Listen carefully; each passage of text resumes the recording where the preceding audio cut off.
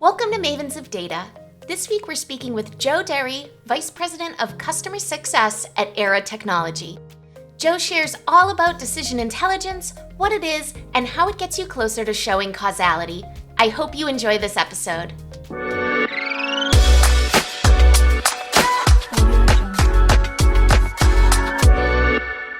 Joe, thank you so much for joining us. I know I've been following your career for the last 7 or 8 years, but for those who maybe have not been, do you want to give us a little rundown of your background? And again, thank you so much for joining. Awesome. Thanks, Kristen. I really appreciate the opportunity to come talk with you today about a topic that is very close to my heart. And greetings to everyone. Thanks for joining us. So my name is Dr. Joe Dery. I've had the pleasure of working for a company called Aera Technologies for the last 4 months, which is a decision intelligence company bringing decision intelligence to life. We'll talk more about that. My background, though, I'm based in Massachusetts. I'm in the Boston area, so greetings to the folk from Massachusetts in the chats. I actually started about 12 years ago now as a hands-on keyboard data scientist back in the time when nobody knew what a data scientist was. And we used to have to describe it as a professional Where's Waldo finder. And I got to start my career at EMC and then Dell Technologies, building out data science teams in sales and finance and finally in supply chain. And that's actually when I started to move more into digital transformation, which I'm sure we'll talk about as part of the journey to DI. And then I got to move over to Western Governors University, so WGU, largest online university, nonprofit here in the United States. 175,000 plus students. And I got the honor of being the Dean of Data Analytics, Computer Science, and Software Engineering. And I got to actually bring a master's program in decision intelligence to life, which I'm super proud and excited about. And then made the transition over to Aera to really help a lot of enterprise companies drink the DI Kool-Aid and really unlock the power of what is possible. So it's great to be with you today to talk about that, Kristen. That's awesome. That is like such an impressive journey that you've had. And I love, when we talk about being a data scientist 12 years ago and we refer to a data scientist now, but the term didn't even exist, right? We have so many more terms than we had back then. And decision intelligence is one of them. So for those who maybe don't know what decision intelligence is, could you sort of define that and then, sort of talk about where it sits? Oh, absolutely. And, maybe one of the best ways to start with this is how I actually came to find out what DI is. So as a data scientist, we were building models, calculating predictions, putting things into different dashboards. So your Tableaus, Power BIs, ThoughtSpots, et cetera. Sometimes Excel, a lot of times Excel, emails. A lot of times Excel. A lot of times Excel. I got an Excel tattoo across my chest here. But at the end of the day, one of the things we always wanted was to understand how end users actually used what we produced and what we calculated. And most of the time, we had no idea. We could start making inferences. We could try to talk to end users to understand, at what point did you maybe consider this? Did it influence something? But being able to tangibly point to that and encourage users to use what we created was really tough. And because of that, most of what we created ended up on a digital shelf somewhere collecting dust. So I ended up learning about decision intelligence back in the 2016, 2017 timeframe. And to me, it really has become this harmonious blend of people, process, and technology. So you're bringing 3 critical things together. So there's that process element, there's the technology in which you are working, so creating that digital ecosystem. And there's the people, so change management, behavioral science, things like that. And what's really interesting with DI, there's a lot of definitions that are starting to pop up, but there's some cool similarities. So from Aera's perspective, it's the optimization and orchestration of decision-making across an enterprise value chain. Gartner has a definition now, which is really exciting. So DI it's a practical discipline that advances decision-making by understanding and engineering how decisions are made, and engineering those decisions, and looking at how outcomes are evaluated, managed, and improved via feedback. And then you have Dr. Lorian Pratt, who's a real leader, a thought leader in this field, who talks about DI being a methodology and a set of processes for making better, more evidence-based decisions. So when you start looking at all of these things, it's about influencing decision-making, which is a different perspective now, right? As a data scientist, you're always looking at what's the accuracy of the models you're creating. You're looking at all these different diagnostics. But when's the last time as a data scientist you actually asked yourself, how am I influencing the way that decisions are made and the way people work? And that's where decision intelligence comes in. Mm-hmm. Awesome. And then, so we've always been trying to influence decisions, right? So when you think about like our BI professionals, our data scientists, how does, how is it different from what they've been trying to do? Like, where's the level up? It's funny because even when I used to teach statistics and quantitative methods, you would start with a business problem and you'd immediately go into what kind of a model do I want to build and what data do I have available? In decision intelligence, you're stepping back and you're not actually looking at the data you have, the technology, the modeling approach, any of that to begin with. And you're actually just starting with, if I wanted to create a digital representation of a decision that my end user is going to be making, what does that even look like? And one of the things I love to start with is usually an example of if you drive into work in the morning, so let's assume you're commuting and not working from home like I do, even though I love to still drive the Starbucks anyways. And you see that there's a line in the drive-thru and you're trying to figure out, do I have time to stop? Do I have time to get that cup of coffee? What actually goes into that decision? I could start creating a model to say, what's the estimated time I'm going to wait? What's the probability that I'm going to be late for the meeting that I have? What's the likelihood that I'm going to get that caffeine boost that I need? What's my satisfaction? But at the end of the day, there's all these things I'm considering. Who's my 8 a.m. meeting with? What's the weather? How many cars are in the drive-thru? Do I know that a particular barista works on Wednesdays and that barista is really fast? Right? All of these different things go into that well before I actually decide what kind of models I want to build. At what point I want to make that insight available to the decision maker. Do I want it to show up on the Waze app or the Google Maps app? And that's the difference of perspective here. So data scientists, yes, the goal has always been to influence. But what this is saying is before you actually get to what data scientists have historically done best, which is wrangling the data, getting those predictions, building the models, how do I build that conceptual decision ecosystem and then understand surgically where each of these elements need to be to influence the outcome that I want to get to? And with that comes a healthy dose of behavioral science as well, which not all data science programs traditionally have included as part of their training and onboarding. Mm-hmm. As I'm listening to you, right, because I've been doing this now for like 15 years, and I believe that, right, as I'm listening to this, I'm thinking, that's beautiful, but it does sound like it possibly also takes more time, right? Because even though I know that that is the better approach and that I should consider the larger picture, I can also find myself getting into, I'm meeting with a stakeholder. I know they want a model and I'm trying to figure out, like, how do I poke at them so I can define the dependent variable? How do I, who's the appropriate person that I reach out to figure out what variables are available, right? And so I'm already setting myself at that like lower level thinking of, what is available and how am I going to create a model from this, rather than like taking a step back and doing the bigger view. I think you've mentioned before that data scientists or, the organization sometimes resist the idea of, really adopting these decision intelligence principles. Do you think it has, part to do that maybe it does take a little bit more effort, or what are you seeing in terms of why there's pushback on like really fully adopting decision intelligence?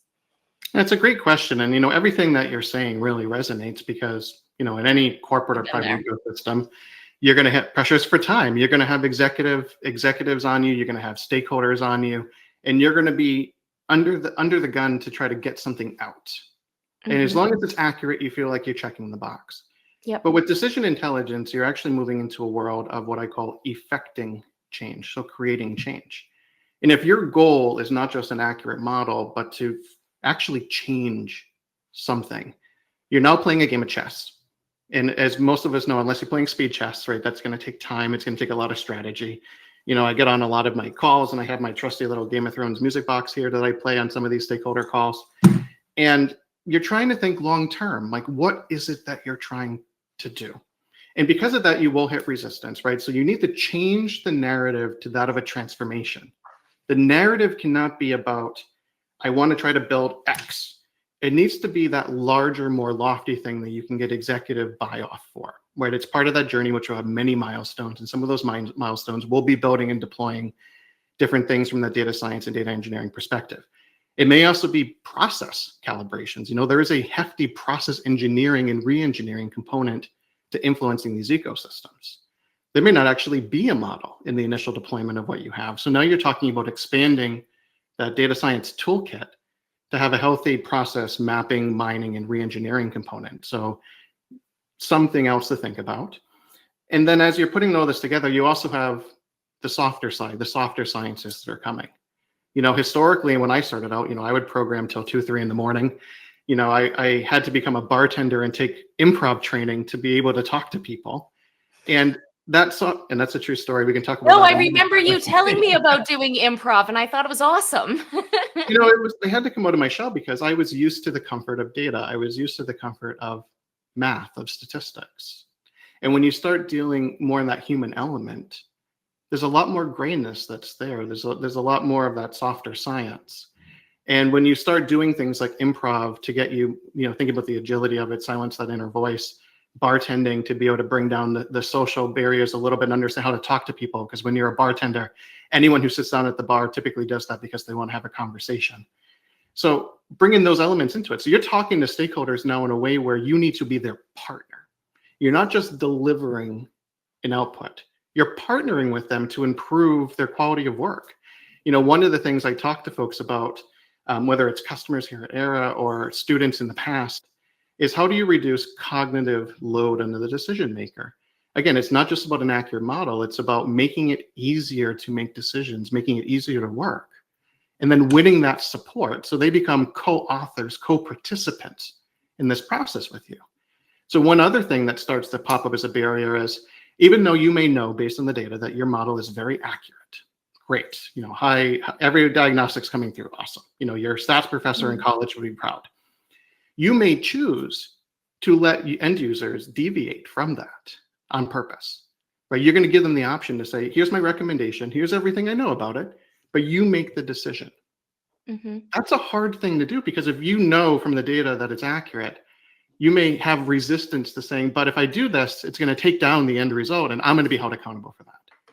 But the goal of that process is to actually capture why they are deviating, right? Because even in light of our best practices, there's always going to be these different circumstances that we did not have the data for. Maybe your CEO went and played golf with the CTO of another company and there was a deal made on the golf course. Last time I checked Salesforce, there was not a data attribute for that, right? Yeah. So how do you then take all this metadata, right, getting back into the decision metadata, yep, and start to bring that in? So then your end users are looking at this and they're like, wow, these data scientists listen to me. You're number one, right? And that's why I keep my little, you're number one here as well, right? You're actually listening and making this real, and I'm a part of it. So no, let me go tell others about that. And your adoption and your adherence actually starts to skyrocket at that point. So all of this represents a fundamental change in narrative and strategy, which now you need to make sure that your leader and your leader's leader are all part of that journey. No, and that's a super important point, because I always say, data science is a support function, right? And so if you're not like truly partnered with your stakeholders, you can become an order taker. And then it sometimes feels like you're saying, would you like t-tests with that instead of would you like fries with that? And it really severely limits your ability to make impact, right? Because if you don't have that good collaboration going on, then you're not able to get your ideas in front of people in a way that you're going to get by and you're going to be able to make change. And then you're going to be able to put pretty things on your end of year review, right? So, in improving that relationship, like how do you see that going? Like, what does it really take to influence the way that decisions are made in the day-to-day flow of work? It's a great question, and it's something that you'll learn and calibrate over time, and it'll be based on your use case, your industry, and honestly, the amount of trust that you have with your end users. Yep. If you've worked with them in the past and you've helped them to succeed, they'll be more willing to trust you out of the gate versus a brand new end user group you may not have worked with. But to me, it's transparency. So, and that's been one of the goals of data science for a long time. Generative AI is starting to help with that, but it's why am I making the recommendation that I'm making and trying to put some of that insight in front of the user.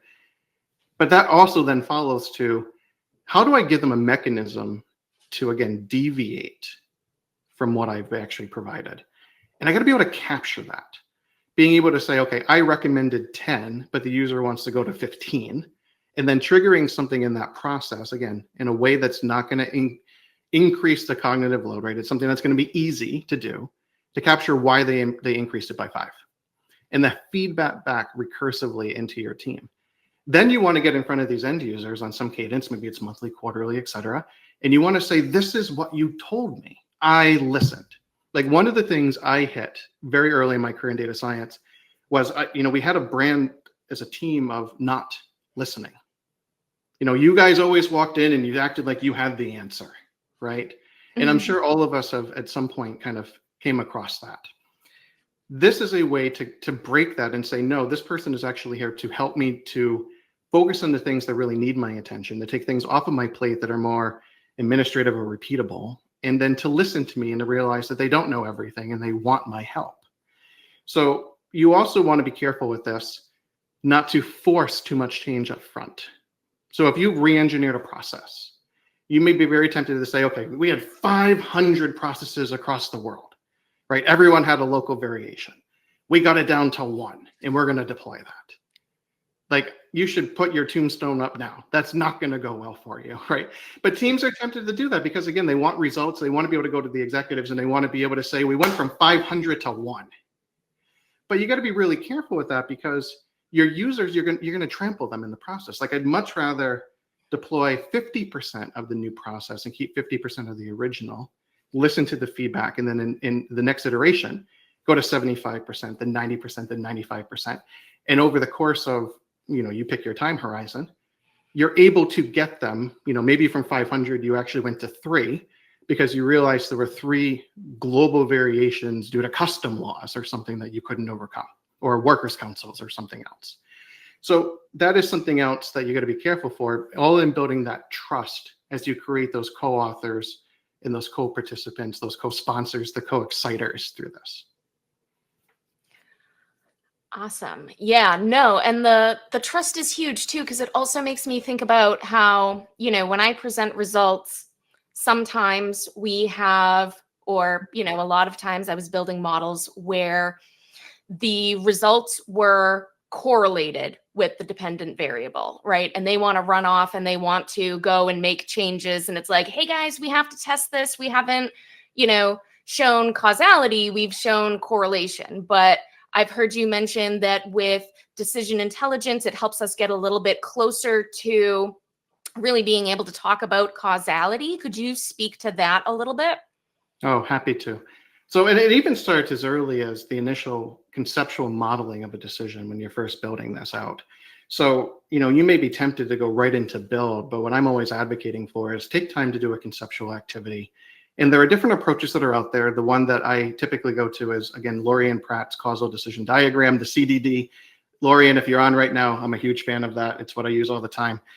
And it just helps you to step back and think about what is actually happening in that decision to go buy coffee, or a decision to reallocate orders between distribution centers, or a decision to reduce carbon emissions, or whatever it is, right?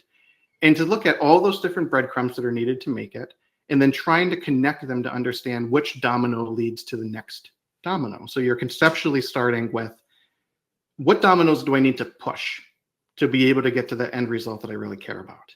Mm-hmm. From a technical ecosystem perspective, in a DI landscape, you're going to capture the decisions that are chosen. So you're gonna have some kind of a triggering event, right? So there's a potential shortage that's going to show up and you're not going to be able to fulfill an order for a customer on a certain week in a quarter. There's a recommendation. That recommendation is to move some product between distribution centers. It could be to create an expedited order with a different supplier. It could be to send a message to a customer saying it's going to be late. It could be something else, to cancel the order, etc. A decision is going to be made and actioned. In these ecosystems, you now have the ability to capture that decision and to trace the digital breadcrumbs. So you can say that here was my trigger, here was the recommendation, here's what was chosen, and here's what actually happened, which is that piece that I always wanted as a data scientist. And it was just closed loop was never there. It was never there. Like I would put recommendations in the Salesforce, and I'd be like, I'm putting it right in front of the sales rep, and I put a button on it, convert to opportunity. And they never clicked on it because they had other processes that it didn't actually work with how they worked. With the DI ecosystem, this is beginning to become the way they work. Like, this is going to be their primary interface at this point. And that was actually one of the things that led me to working in this industry full time now, is helping more and more companies to realize that this is actually possible. Mm-hmm. So that's the causality. It's the breadcrumbs. And so the types of use cases that you see the most, are those like operational? Are they strategic? Where do you see the people who adopt this? How are they going forth and using it? So most of the discourse you find online right now is really in the supply chain and logistics space. It seems like, especially post-COVID, there's a huge appetite to understand how you can scale decision-making. Because if you think about a traditional supply chain org, you have planners that exist. They're looking across different distribution centers, suppliers, thousands and thousands of orders. They're looking across potentially a 13-week quarter, or potentially more than one quarter. You have finance, you have sales forecasting, you have all these things that are hitting you. And then you wake up in the morning, you open your inbox, and you're kind of like, oh my God, what do I do? Right? There's not enough time in the day to actually make all those decisions. So you start to prioritize, you do your research, and maybe out of 1,000 different triggers, you're getting the 200 of them. So there's been a real appetite in that space to be able to deploy DI, to be able to say, here is the chunk of decisions that I believe that I can automate because it accurately captures that decision ecosystem. The variability is low. It's kind of like your autopilot scenario when your pilot on your Delta airline flight, is going to use the restroom and it goes on autopilot, right? It's safe. There's no turbulence. Everything's good. But you still got a human watching. The co-pilot's there making sure that nothing goes wrong. Then you have the issues where it's like, oh, there's a big storm cloud coming. I need the human in this particular loop, right? And that's where you're going to focus decision makers. So their human expertise, that contextualization, is now the priority and the focus. So you're helping them to get through more of these alerts in a day by focusing on where you really need them. Now, I will say, though, that in my career, I've also deployed this in sales. So I've done it with sales compensation, for example, which is a case we can talk about. I've also done this at WGU. There's a lot online that you can find about some of the WGU use cases for using DI for student success. So a very, very different industry. But again, going back to the coffee example, Kristen, that I shared at the beginning, you could apply DI to any decision you can think of. Getting out of your bed on the third snooze, buying your coffee, all the way to logistics optimization with trucks from a supply chain domain, like anywhere. Mm-hmm. Awesome. I would love for you to dive a little bit deeper into the sales use case, if you're able to. Sure. I'm going to stay away from particulars, but I'd love to tell you a high level about this one. This was the project that made me become a DI believer. Okay. So I was tasked, I was leading a data science team at the time with building a model to estimate quotas for sales reps. So sales reps, if you're not familiar, right, they get a quota. A quota is a target, a revenue target that they have to hit over some period of time. It may be a 3-month target, a 6-month target, a 1-year target, et cetera. And up until that point at this company, there were hundreds of variations across the world on how this did. It took anywhere from 1 week to 9 weeks to be able to complete that process based on where in the world you were. And most of the math was moving averages at that point. So I came in as the data scientist, we hop over, we're all excited. We grab the data, we build a model, we build it at the account level, we aggregate it up the territories, we make sure it ties to the financial plan. Everything's beautiful, right? We put it out in our trusty friend Excel, and it's a 1% adoption rate. Nobody wanted to use it. Right? We got many, many more questions on what the heck are you doing versus actually looking at the diagnostics that we all had cared about. Mhm. So we stepped back and we looked at this and we said, how do we actually change the way that this works? How do we change the way that people set quotas? Again, working with sales managers because they're the primary owners of this process. And we made them co-owners in it, right? We give them the ability to accept or modify. And again, if they were going to modify, they had to tell us the reason why they're modifying. And then we went back after every quarter with, here is what you told us, and here's what we changed. We listened. And if we couldn't do something they said, we told them that too. So there was full transparency. The other thing is, over time, we started restricting how much they could change things. So at the beginning, change anything. As it iterated on, we were like, well, if you're going to change something, only big changes were allowed. Like, you really got to commit to this thing. Like, if you want to change it, it's got to be a huge change. Way off, yeah. Way off. Because everything else we found became almost like an artifact of a peanut butter spread at that point, where when you start taking these low volatility changes, by the time you aggregate them up to a country or something else, There was they no were impact. everyone had to carry that impact. It didn't make sense. I'd much rather focus on an account that was going to be really, really off and then do some kind of a new optimization. So again, we did this over several years as part of that journey. And by the time we got to the end, we had almost 97% adoption. So we went from at the beginning where everyone was like, oh, here comes the data science team again, to being a partner in that process and taking it down from being multiple weeks to getting to more of a standardized process. The analytics was front and center. We had the feedback mechanism, and people saw that as a chance to partner with us instead of being told what to do, which again, that mindset shift was everything. And that was my first adventure in the DI. And at the time, we actually, we built a software solution for it internally, which I will never do again. And don't get me wrong, the team did a fantastic job building it, but Oh, no, I get we you. also figured out that we had to build something that people could use during the decision process, right? And that was before I'd ever heard about Aera. In fact, I think that was before Aera was even founded as a company. And we had to facilitate. It wasn't just putting the decisions, getting the feedback, but creating a mechanism in which people could provide that feedback in a seamless way without doing it through Excel or email or something else, right? We needed a seamless process. And that's what we built. Yeah. No, and I'm hearing that it's already so much further than, the typical data science pipeline. Yeah, you may require people to write why they're changing their quotas. We never actually used it. We never write, and that's like, I'm sure part of why the partnership breaks down is when you're giving people extra work and then you're not actually valuing their time or their initiative for actually doing it, but you were using it, and you were using it to help improve the process. And I'm sure that there were tremendous insights that came out of why people wanted to make these changes and what those changes actually look like. That is data that helps you improve your process as well. And so are there like certain industries that you think it lends better to adopting DI and this type of system, or? No, before I would have maybe said, again, that supply chain logistics is kind of, and that was, again, that because my last role when I was at Dell was in that space. But again, I saw this first example in sales, in finance, right? It was sales compensation, which was, very, very different. And then when I went to WGU and the higher ed use case, I think it's, again, one way to step back, especially if you're a data scientist today who's listening, if you are creating a model for something, that is an opportunity for DI, period. Right? Anything you're predicting, forecasting, classifying, anything like that that's going out to an end user or into a system is a DI opportunity. Right? It's now going to be looking at, again, how do you look at this from a triggering perspective? So is this a manual refresh you're doing monthly, or is there some kind of an automated trigger? You're looking at what can you automate within that process versus what needs human intervention.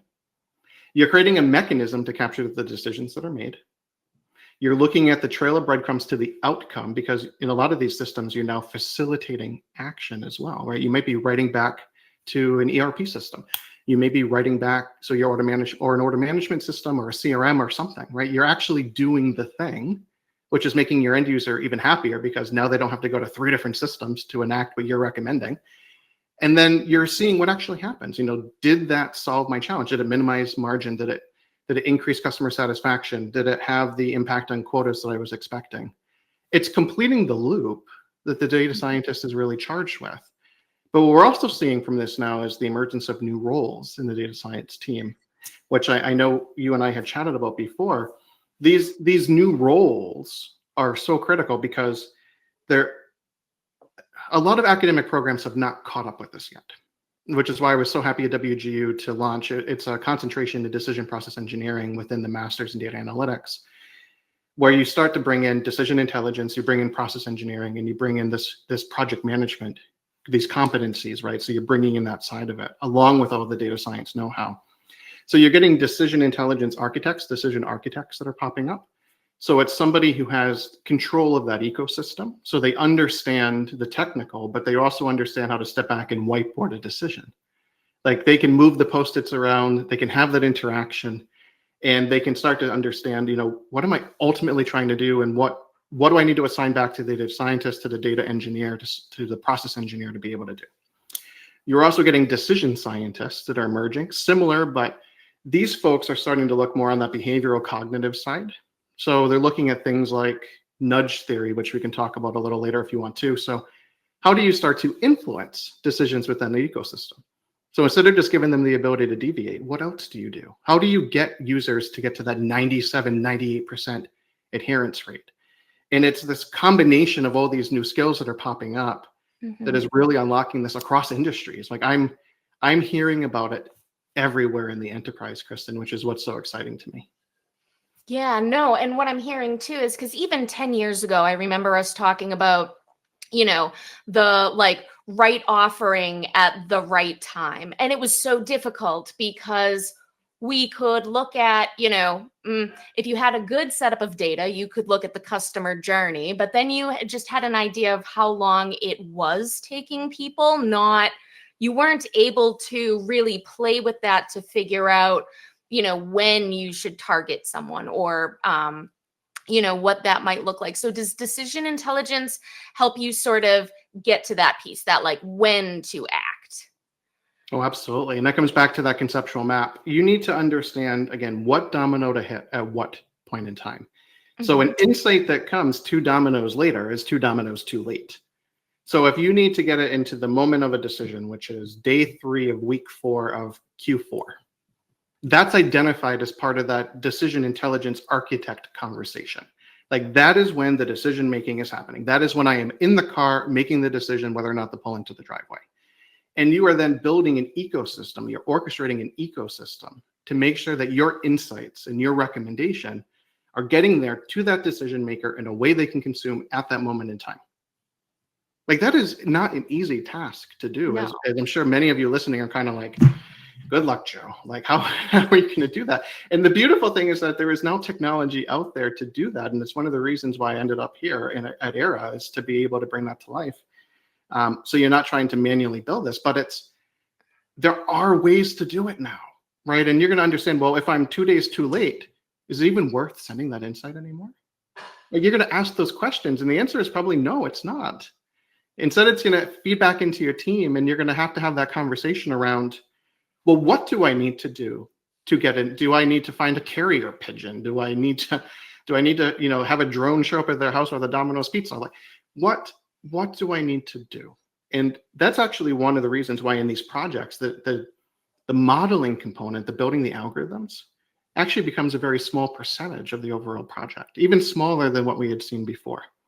Because now you're really understanding the orchestration of this decision ecosystem, which is so much more complex, has all these technology implications to it, has the human complications to it, and you're figuring out where to take my data science model and piece it into that. Mm-hmm. Well, and the modeling piece is becoming has been becoming smaller for so long, right? Like we used to sit down and painstakingly transform variables and manually fit models, and now we're doing that less. But I do know that you are quite passionate about metadata and that piece. Do you want to share a little bit about why you love metadata and how it helps inform decision intelligence? And by the way, I still love creating a good regression anytime. Oh, Like, me too. Me too. I mean, when I have an opportunity to like manually fit a model, I'm into it. you want ChatGPT to do it? No, I want to do it. I Yeah. want to do it, right? It's fun, Yeah. right? The metadata comes back to, again, how do I make sure that I have all of the breadcrumbs within that process identified? So as you're building the conceptual map of a decision, each item within that has metadata that's associated with it, whether or not you have it, okay? So the decision that I put on my directional to turn into the drive-through, that's metadata. The time that from when I give the order at the menu board to when I go to the window, that's metadata. Whether or not I was late to work, that outcome data, that's metadata within the process, right? All of that needs to be collected so you can create that true digital twin, that digital representation of the decision ecosystem that's there. So you can see what's working, what's not working, what did you not consider, what should you consider, what does not have the causal effect that you thought had the causal effect. None of those questions can really be answered unless you can collect that, which means you're now creating an ecosystem in which, it may be a combination of sensors. It may be coming from different enterprise systems. And you have an orchestration layer that sits at the center of this that looks at, okay, well, here's these digital points, here's this one, here's this one, and puts it into a line of logical progression. So you can start to see what's happening. In a lot of ways, it's kind of like Google Maps, Apple Maps, Waze, whatever you're using, right? If you are driving to work in the morning, it's telling you traffic's building up ahead. How does it know that? Metadata from everyone else who's on the app, right? It's seeing that they're slowing down. It's seeing that there is an obstacle in the road. But data science, up until this point, has always struggled with getting that. It's things we've always wanted. Like I can remember whiteboard sessions, and we had a whole list of, here's the Christmas list, here's everything we want, right? If we had 3 wishes, this is what we want. Very rarely did we get any of that. And part of that is, I mentioned during the sales compensation, the sales quota one, was allowing them to modify, but not just modify, but tell us why. And at the time we were using drop downs, things like that. Now with LLMs, you can do, large data collection, and you can process open response a lot easier. So now I would actually advocate just give them an open text box and let them tell you, and you can use an LLM to pull things out of it. Right. But that's gold. And it's coming in with the assumption that if you think you know how to model a process, you think you know how to model a decision, you think you have an accurate model, you are wrong. Like you're wrong. Like never in my career have I found anything that accurate on the first try. And by the way, if you do find something that accurate, it's because you messed up somewhere. Oh, you're overfitting or something. Yeah. 100%. Like it does not happen. It is not university anymore where you get a 97% R squared. It does not happen in real life. So getting that metadata will help you to understand how do you get it into the range that you need it to be. All right. And so soon we're going to be going over to Q&A. So make sure if you have any questions that you put them in the box. But I know you just mentioned open text box and LLMs, and Sebastian over here is asking about what is the intersection of AI and decision science looking like. And of course, we're all, currently talking about agentic AI like 100% of the time. So what would like an agentic approach to decision intelligence look like? What does this look like? So agentic is another tool in the toolbox to be able to bring the decision ecosystem to life and to advance and influence and automate decisions. So what I start and I think about, what are all of the different elements that I need to make that decision? Can I get them today, and how hard is it to get them? It's a great opportunity for agents, for example. So, maybe there's an agent that goes out there and contextualizes ABC as part of that decision. And there's another agent that goes out there and gets the weather forecast for the next 7 days. And there's another agent that goes out there and looks at traffic patterns and all these different things, and whether or not the caramel syrup at Starbucks is out of stock. And it brings back all those elements. So now you have a complete picture of everything you need to make an effective decision based on what you think is needed at that time to make that effective decision. So agentic gives you a way to go out there and get a lot of that's really hard today, or may require 10,000 lines of SQL code or Python or something else, or maybe you still got Perl buried in there or something. But right, it gives you a way to do that much faster and to do it at a personalized level at a much lower grain. That is a great opportunity. In terms of the models that are out there too, again, they are elements to influence or automate. So at a certain point in that decision ecosystem, you may say, well, to get to a better decision here, kind of like in the sales quota example, I need a model. I need a model that estimates based on everything we know what we think is achievable. Okay. Well, now I can have an agent that goes out there and calls for that, right? And actually brings it in at the moment that I need it, or potentially goes and delivers it in a natural language way to the decision maker at that point. So again, these are precision tools that are now available. And that's one of the things I've been most excited to talk with customers about recently is we are bringing that capability to life. It's part of that orchestration layer, part of that offering, to be able to make the life easier of those decision makers to, again, get the right insights into the right hands at the right time, and to go after elements of the decision ecosystem that honestly were just too hard to get before, took too much time, things like that. Yeah, no, I mean, you talk about weather data, and it brings me back when I was at NSTAR. This was maybe 13, 14 years ago, but I built a neural net and it was dependent on weather data. And every morning at 7:30 a.m., I would get an email and I would copy and paste it into my Excel sheet, and then I would run my model. And that's real. Like this is real stuff that we were doing every day that is now, it's just becoming so much more sophisticated. You could have 100 of those agents going out there to get different things, not just the weather data, but you could also get what are the news feeds saying? Are the news feeds saying everything that's out there? Putting that in, and Yep, and you end up with one agent that comes back with the contextualization of that. You end up with another agent that's got some kind of an urgency contextualization. And all of these, again, just become things that you as a decision maker, if you had no technology around you and you're trying to do this, these are the things you'd be going after. And now agents and agentic make that so much easier and so much more scalable. And it honestly gives purpose.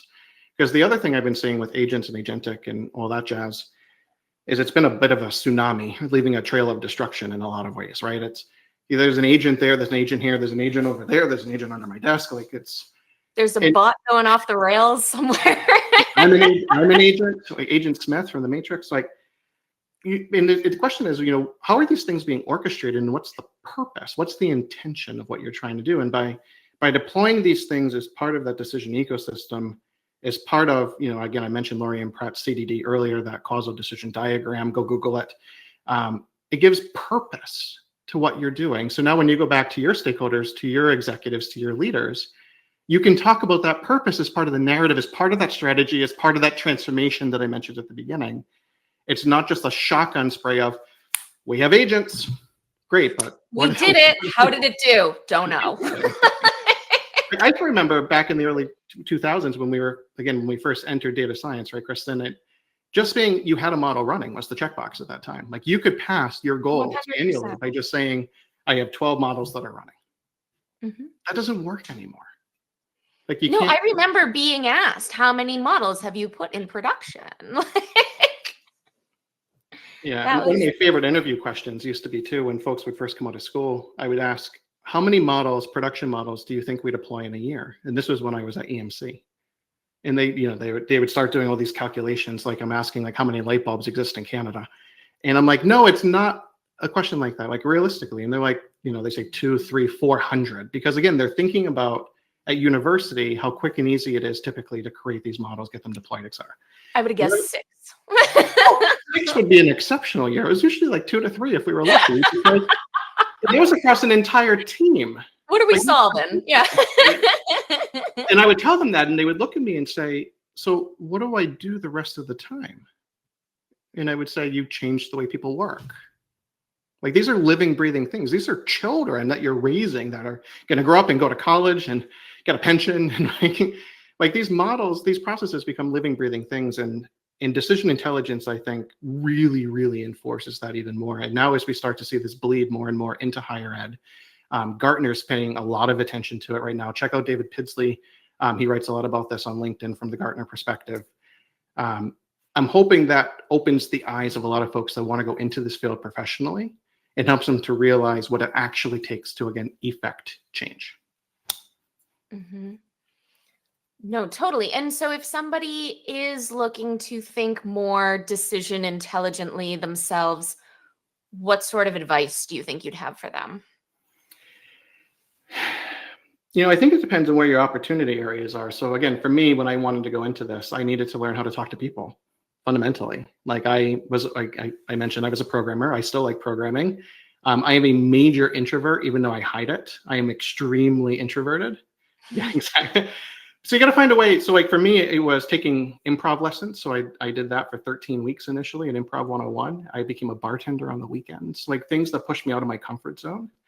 I did a lot of research, especially as part of my PhD, where I started going into philosophy and really into, I am that I am, like just like really getting into like these philosophical concepts of identity and agency and other things in behavioral science, and pushing myself out of the boundaries of traditional mathematics and technology to really look at that human element. Like that's what I needed. So I think you need to do a reflection of what do you need if you're going to do people, process, and technology? Which of those three things are your strength? Where are you kind of middle of the road? And where's your opportunity area? And dive into that. And then from a DI perspective itself, again, check out Gartner right now. Gartner's doing a ton on DI. So excited. Again, that's David Pidsley. Lori and Pratt, I'm going to do a shameless plug for her book because I love this book. It's my DI Bible right now. The Decision Intelligence Handbook, which is by Pratt and Malcolm, Nadine. It is an absolute fantastic book. Google Decision Intelligence. Read a lot because it's, again, even though the field kind of emerged in the mid 2000s, it's still developing. It's on an exponential curve. There's a lot of stuff coming out right now on it. So read a lot and then push the boundaries of what you do with your team. Like look across and say, who's on my team right now? What strengths, again, do they bring in the people, process, and technology? And how do I change that mindset with my stakeholders that my goal, my brand, should not be to always have the right insight or the most accurate model. My brand should be to be a true partner to my business stakeholders. Yep. Not just an order taker, for sure. Are you ready to head over to Q&A? Sure. This question is from Mike. Hi, Dr. Dery.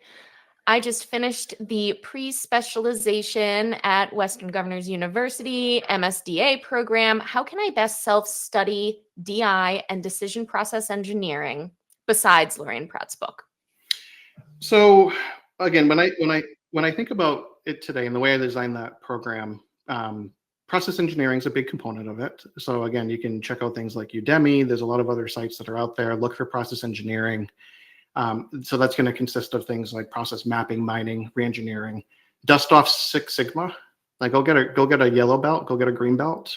Even a white belt would be a good place to start, right? So you're looking at that process efficiency type layer. Go buy a book on Amazon about behavioral science.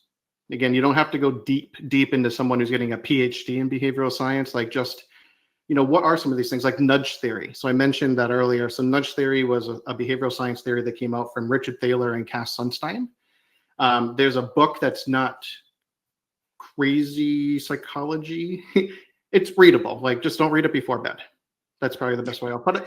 And that's nudge theory is something I've really embraced because it talks about how do you influence a decision. So it talks about the social engineering aspects of it. It talks about default biases.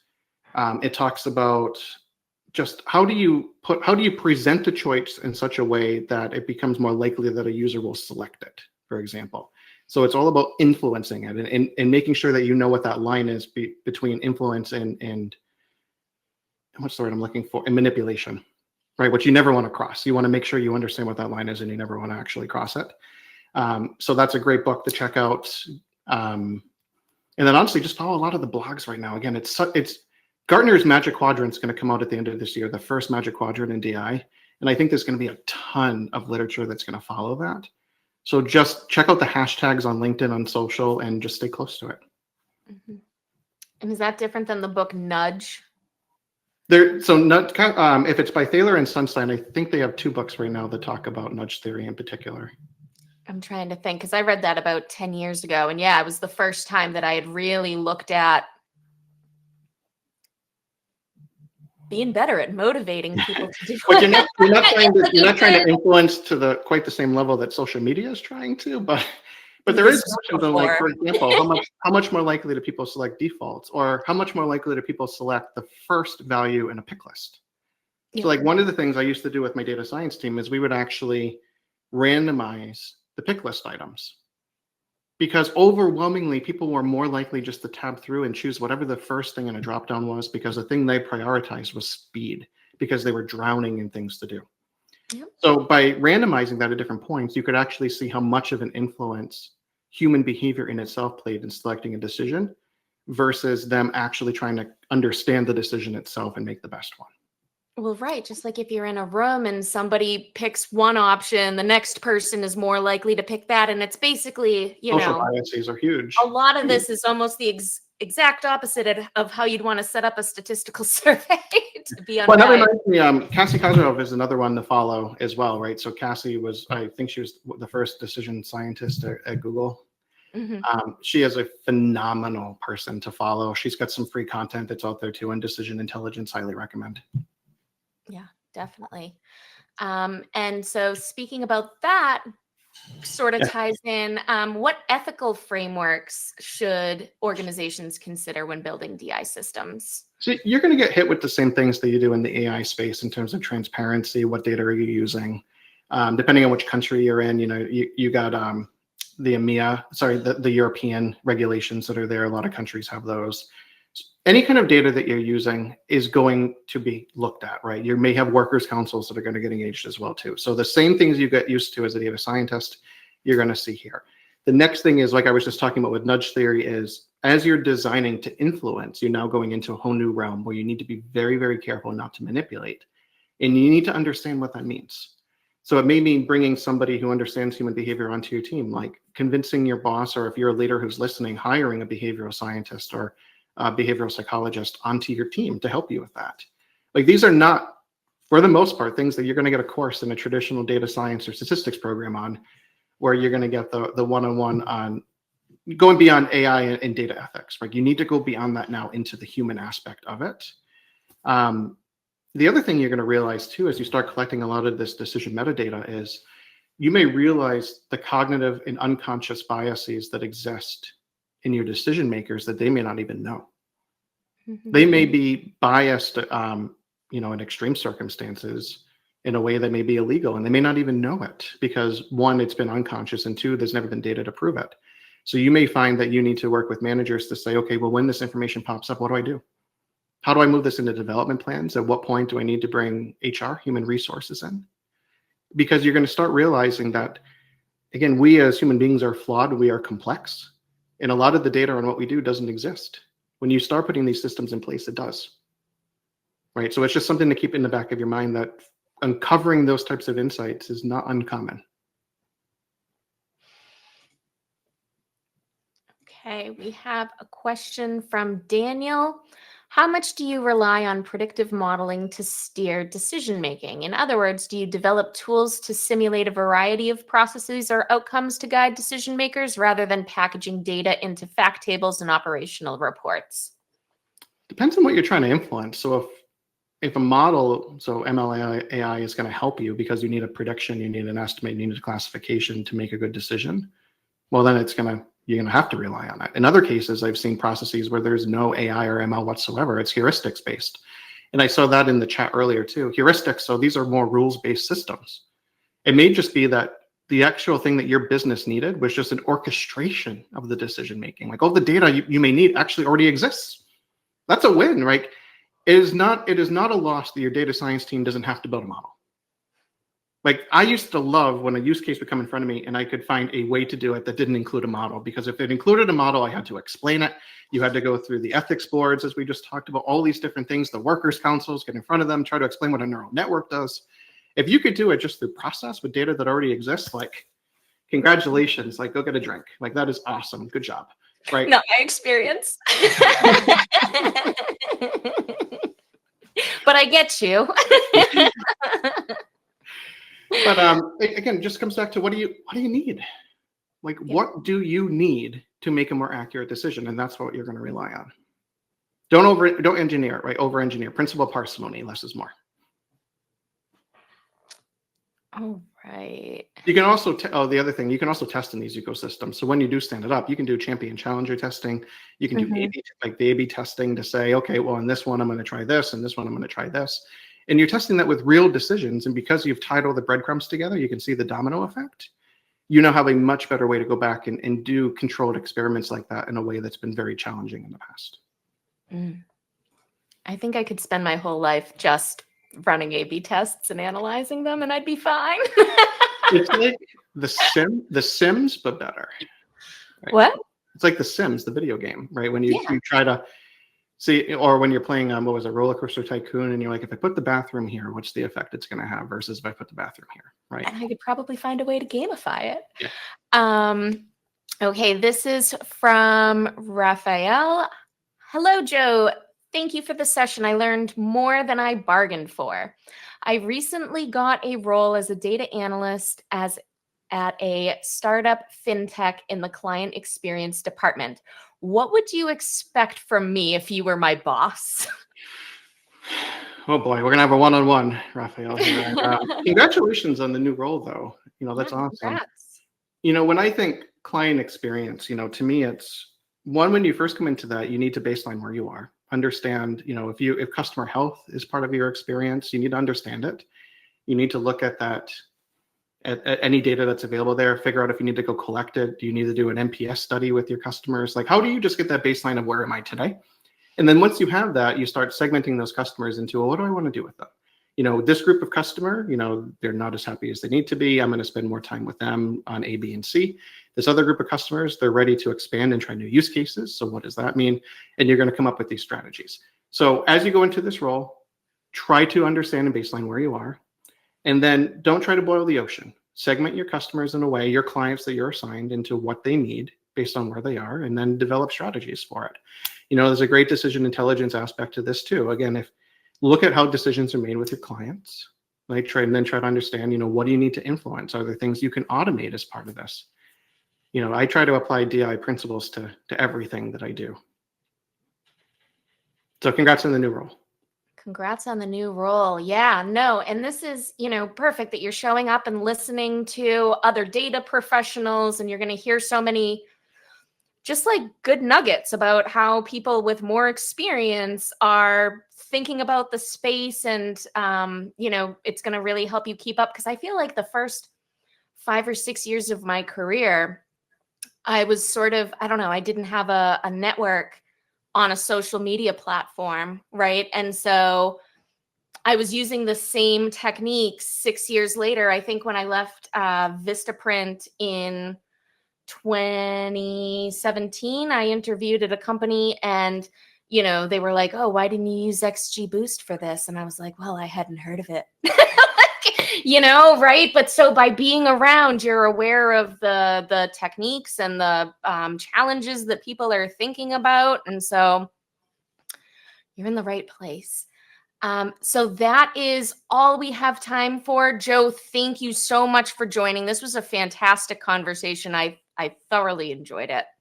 Thank you for the time, Kristen. Thanks for everyone joining. Pleasure to be with you. And I look forward to seeing you on social media, talking more about decision intelligence.